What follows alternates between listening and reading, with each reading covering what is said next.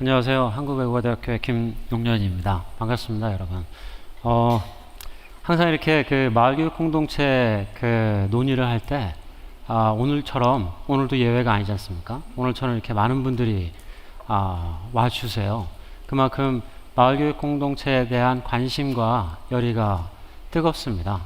오늘 저는 이제 우리 야곱 선생님이 그 이스라엘의 사례를 얘기했다면, 저는 한국 사례를 말씀드리려고 하는데, PPT 그 프레젠테이션 매터리얼은 저 영어로 했지만 저는 그냥 한국말로 프레젠테이션을 하도록 하겠습니다. 단지 걱정되는 건 제 영어가 이렇게 동시통역으로 이렇게 잘 매끄럽게 전달될까 하는 그 우려가 없지 않아 있습니다.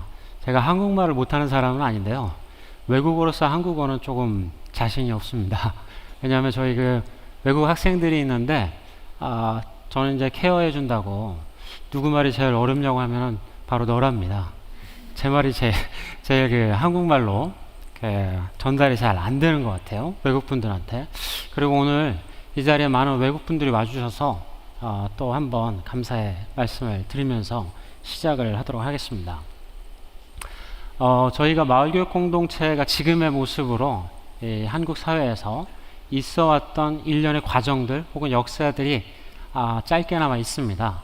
제가 짧다고 표현했던 거는 정책이나 제도와의 만남이 짧다는 것이지, 마을교육 공동체의 풀뿌리적인 실천이 짧다는 얘기는 결코 아닙니다. 어찌됐든 마을교육 공동체의 시작을, 그리고 그것이 정책화되는 과정을 저는 한 4가지로 보는데, 첫 번째는 우리가 이제 말씀하셨던 대안학교 혹은 작은 학교 움직임이 있었습니다. 그것이 제도권 안으로 들어왔던 게 혁신학교고요. 그 혁신학교의 집중이 예를 들면 단위학교를 이렇게 바꿔나가는, 혁신하는 이런 데 초점을 맞췄다면, 그거를 조금 더 넘어서 지역사회의 교육을 바꾸고자 하는 게 혁신교육지구 사업이었습니다. 아시다시피 우리나라에 226개의 기초지자체가 있고요, 그 중에서 100여 곳이 이미 혁신교육지구 사업을 실천하고 있습니다. 마지막으로 이 혁신교육지구 사업이 이름을 혁신교육지구 사업이라 하고, 그 실천은 마을교육 공동체를 하고 있는 지역들이 굉장히 많습니다. 그래서 일련의 과정을 이렇게 거쳐왔다는 말씀을 드리면서, 이거는 앞서 보여줬던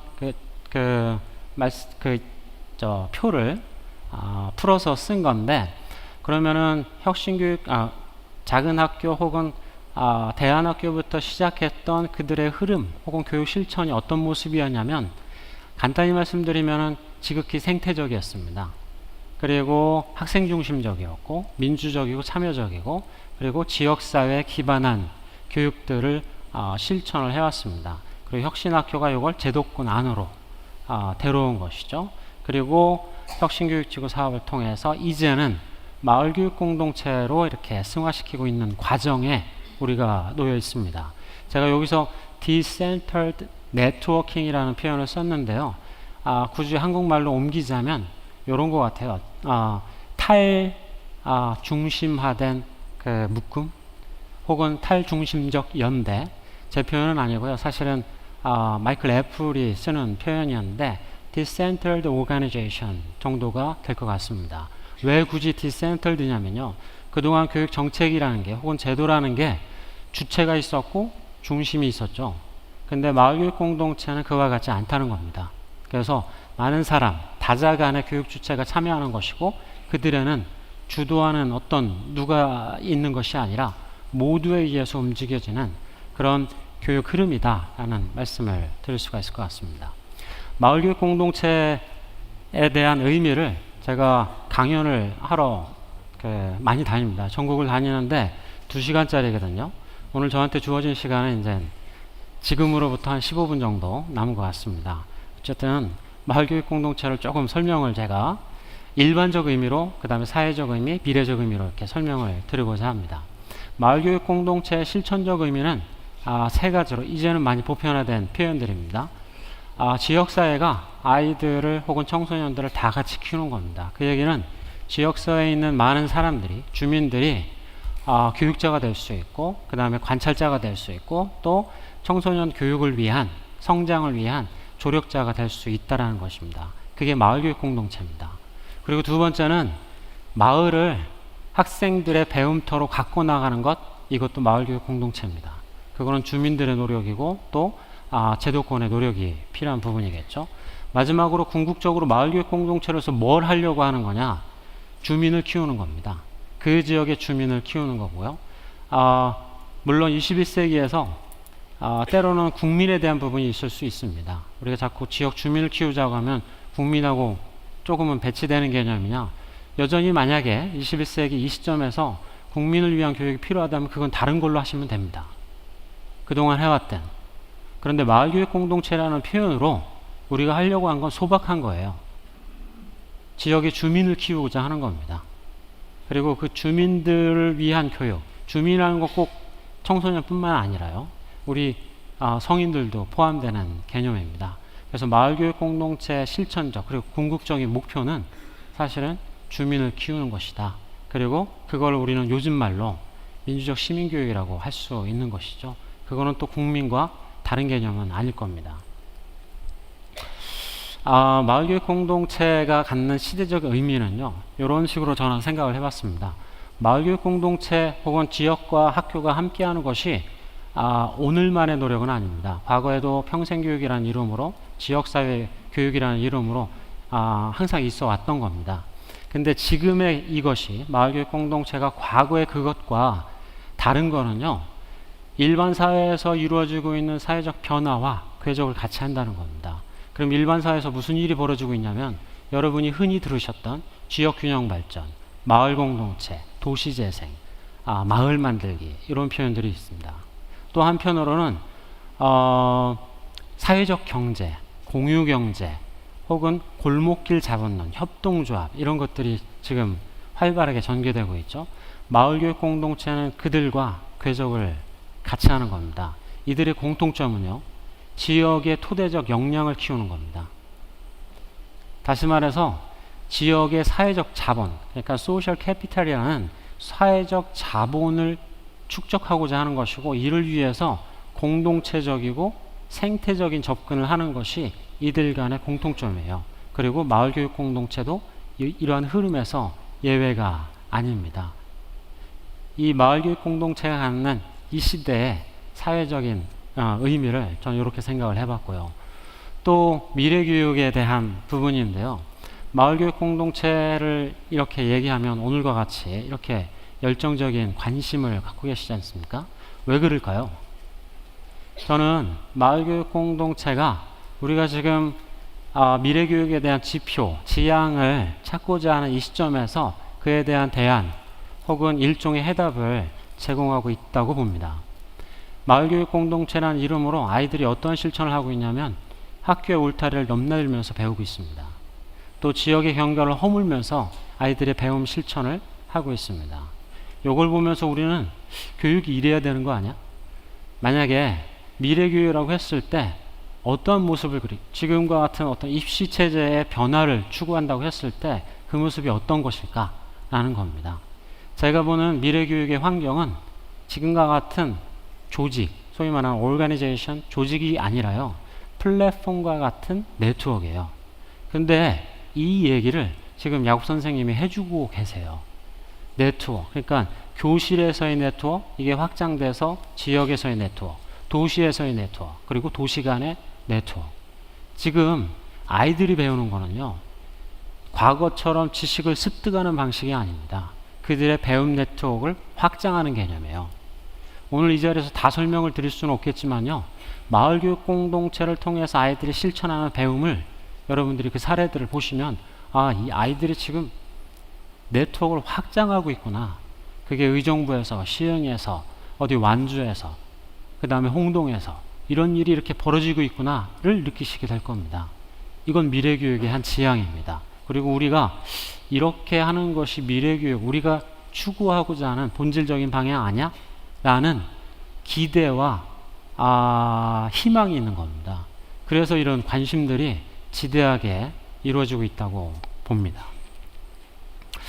마을교육 공동체를 통해서 그럼 어떠한 교육을 우리가 하려고 하는 거냐? 이건 간단하게 넘어가도록 하겠습니다. 지역 그리고 마을을 통한 교육입니다. Learning through community고요. 그 다음에 마을에 관한 교육. 아이들은 마을에 관해서 배워야 될 것이고요. 그리고 마지막으로 마을을 위해서 주민으로서 시민으로서 당연히 그 지역사회 내가 살고 있는 이 고장을 어떻게 발전시킬까 하는 그 고민과 실천을 해볼 수 있는 기회를 주는 것, 이게 마을교육 공동체 교육이라고 할 수 있을 것입니다. 마을교육 공동체의 세 가지 키워드를 뽑으라면 저는 이렇게, 하나는 사회적 자본. 저는 요즘 그냥 사회적 자본이라는 표현보다 교육 자본이라는 표현을 쓰고 있습니다. 그래서 교육 자본을 축적하는 것. 두 번째는 생태적인 접근. 그리고 마지막으로는 협력적 거버넌스입니다. 그걸 간단하게 말씀을 드리도록 하겠습니다. 우리 이 세션의 부제가 학교를 넘어 지역인가 그런 거죠. 사실 제 프레젠테이션의 제목도, 타이틀, 부제도 단위 학교를 넘어서, 학교 개혁을 넘어서 지역 교육력으로 라는 제목을 갖고 있습니다. 마을교육 공동체를 통해서 우리가 하려고 하는 거는요, 아이들 개개인의 성장도 물론 중요하지만요, 결국은 지역의 교육력. 그러니까 만약에 소셜 캐피탈이라는 부분이 있다면 거기에는 교육적, 그러니까 에듀케이셔널 캐피탈도 있을 겁니다. 어느 지역은 그들의 교육적 현안을 스스로 해결하는 지역이 있고요, 어느 지역은 그러지 못합니다. 같은 현안에 대해서. 그래서 마을교육 공동체를 통해서 하려고 하는 건 그러한 겁니다. 그런데 마을교육 공동체를 바라보는 학교의 시선은 어떨까요? 여기 아마 학교에서 오신 분들도 많이 있으실 텐데요. 학교의 시선은 복잡합니다. 제가 봤을 땐 이중적이고 복합적이에요. 하나는 부담입니다. 마을교육 공동체 하려면 내가 뭘 해야 되지? 일로, 프로그램으로 다가오는 거죠. 그리고 또 하나는 소외예요. 그러면 지역에서의 교육을 얘기하는데 학교 교육은 어떻게 하라는 거야? 학교 교육은 빠지는 거야? 이런 부담과 소외라는 이중적인 시각이 있습니다. 사실은 이런 것들은 극복해야 될 부분입니다. 왜냐하면요, 학교는 지역에 있는 겁니다. 학교도 지역의 일부입니다. 지역의 교육력을 얘기한다면 그건 학교의 교육력을 얘기하는 거예요. 그리고 그들도 사회적 자본으로서 혹은 교육 자본으로서 그 지역사회에 기여를 해야 됩니다. 이러한 선순환적 구조를 만들고자 하는 게 마을교육 공동체입니다. 두 번째는 생태적인 접근인데요. 이걸 위해서 저는 이제 복잡성과학에서 말하는 몇 가지 원칙을 적용을 하는데, 오늘은 그거를 다 설명드릴 수는 없고요. 생태적 접근을 통한 교육이라는 게 도대체 뭐냐, 그냥 큰 틀에서 말씀을 드리자면 삶과 배움을 일치시키는 겁니다. 그러면 그동안은 생태적이지 않았냐? 그렇다고 볼 수 있죠. 배우는데, 학생들이 배우는데 왜 배우는지 모르고 새벽 2시까지 열심히 해야 된다면 그거는 고통입니다. 그렇지 않습니까? 도대체 왜 내가 이걸 해야 되는지 모르는데 새벽 2시까지 앉아서 그걸 해야 됩니다. 이거는 교육이라기보다는, 배움이라기보다는 고통일 수가 있는 겁니다. 이제는 마을교육 공동체를 통해서 삶과 배움을 일치시키는 것이고, 더 적극적으로요, 그리고 더 나아가서 삶과 배움과 노동을 일치시키는 것이 마을교육 공동체입니다. 주민으로 키운다고 말씀을 드렸죠. 그리고 그 주민들이 지역에서 일하는 토대적인 상황, 토대적인 역량을 키우는 것이 마을교육 공동체입니다. 그 누구나, 모든 사람들이 굴지에 대기업에 다 취업하는 거 아니고요, 모든 사람들이 다 서울에서 잡을 가져야 되는 건 아닙니다. 그럼에도 불구하고 우리는 마치 그런 것처럼 교육을 시켜요. 모든 사람들이 대기업에 갈 것처럼 교육을 시키고, 모든 사람들이 다 서울에 가서 뭔가를 해야 될 것처럼 교육을 시킵니다. 이제는 마을교육 공동체를 통해서 철저하게 지역화된 교육을 시키라는 겁니다. 그것이 곧 세계화하고 또 국가를 위한 길입니다. 지역성을 깨고서 우리는 국가 발전을 그동안 노력해 왔습니다. 근데 지금은 이제 한계에 봉착한 거죠. 지역성이 깨지니까, 다시 말해서 사회적 자본이라는 토대가 없으니까 국가의 발전도 제한이 있더라 라는 거를 지금 우리가 21세기 초에 경험을 하고 있는 겁니다. 두 번째는 세 번째입니다. 세 번째는 거버넌스인데 아까 혁신교육지구 사업이라는 게 있다고 말씀을 드렸죠. 그에 대한 이해가 좀 있으시면 이 부분이 쉽게 다가올 것 같은데요.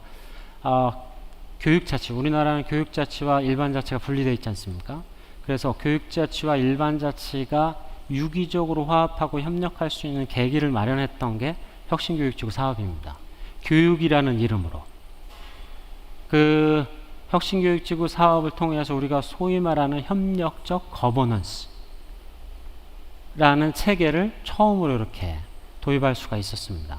그런데 교육자치와 일반자치가 만났다고 해서 그러면은 교육을 위한 거버넌스 체계가 완성됐느냐? 저는 그렇게 보지 않습니다. 거기에 더해서 주민자치가 만나야 되는 겁니다. 요즘을 분권과 협체 시대라고 얘기하지 않습니까? 그게 여기 한국에서 오시지 않은 외국에서 오신 분들은 저희의 시대적 상황을 조금 이해가 있으셨기를 바라고 또 있으셔야 할 것 같은데요. 분권과 협치로 지금 예를 들면 국가교육위원회를 얘기를 하고 있고 시도교육청에 권한을 이양하는 것들을 지금 추진을 하고 있습니다. 얼마큼 될지는 아직 모릅니다. 어쨌든 지금은 그런 것들을 해나가려고 노력을 하고 있는 거죠. 그거는 분권입니다. 그리고 분권은 소위 말하는 단체자치에서 이루어지는 거예요. 교육청과 학교와 그 다음에 교육부와. 협치는 어떨까요? 협치는 단체자치에서 이루어질까요? 그럴 수도 있을 겁니다. 근데 단체끼리, 그러니까 소위 말해서 지방정부든 중앙정부든 이들이 협력한다고 해서 협치가 이루어지지 않습니다. 이들이 협력한다고 해서 협치의 완성이 되지는 않아요. 협치가 완성되려면 주민이 참여해야 됩니다. 교육에는 학부모일 수도 있고요. 그냥 지역 주민일 수도 있습니다. 이 사람들의 참여 없이는 거버넌스라는 표현이 완성되지가 않는 겁니다. 그래서 마을교육 공동체는 그런 협치를 위한 토대를 갖고 있는 지금으로서는 유일한 방안이라고 저는 생각을 합니다. 다시 말해서 교육의 주민 참여를 어떻게 시키냔 말이죠. 학교에다가 학교 운영위원회에 적극적으로 참여하느냐? 그것도 지역적입니다. 근데 마을교육 공동체는 주민의 힘을 믿는 거고 그 중에는 학부모도 있는 거고 그냥 시민들도 있는 겁니다. 시민단체도 물론이고요. 기업체도 마찬가지고 지역에 있는 모든 구성원들이 교육 주체가 되는 것이고 그들이 함께 했을 때 그야말로 거버넌스라는 게 완성될 수 있을 것입니다. 마지막 슬라이드인데요. 마을교육 공동체가 그럼 우리 한국에서 어떻게 진행될까? 아까 야곱 선생님은 Education Cities라는 표현을 썼지 않습니까? 마을교육 공동체를 영어로 표현하기가 쉽지가 않습니다. 저는 제목에다가 Community Based Learning이라고 했고요. 중간에는 여기는 여기 맞군요. Community Based Education이라는 표현을 썼는데 이게 그렇게 우리가 지금 하고 있는 마을교육 공동체의 100%를 전달하지를 못해요. 그래서 Education Cities라든지 이런 표현들이 제각각 쓰이고 있는 겁니다. 어찌됐든 제가 봤을 때 대한민국에서 마을교육 공동체는 전 세계에 유일한 새로운 모델이 될 수 있다고 봅니다. 왜냐하면 장점이 있거든요. 역동적입니다. 굉장히 역동적이고 진취적이에요. 이러한 외국의 사례들을 여러분들이 둘러보더라도 이러한 사례가 그렇게 많지 않습니다. 우리의 것을 이제는 대한민국이 뭘 하면 그게 질서가 됩니다. 그런 시대가 됐어요. 마을교육 공동체도 아마 그러한 일환으로 저는 생각을 하고 있습니다. 그랬을 때 마을교육 공동체가 궁극적으로 지향하는 바는 뭐냐? 교육제도가 아닙니다. 이건 문화가 돼야 됩니다. 그리고 문화가 되기 위해선 오랜 시간이 필요합니다. 지금 당장 마을교육 공동체 몇 년 해봤으니까 성과 좀 내보세요. 이렇게 해서는 안 됩니다. 좀 더 긴 호흡, 그 다음에 긴 안목으로 마을교육 공동체를 지켜줘야 될 시기라고 생각을 합니다. 이상으로 마치겠습니다.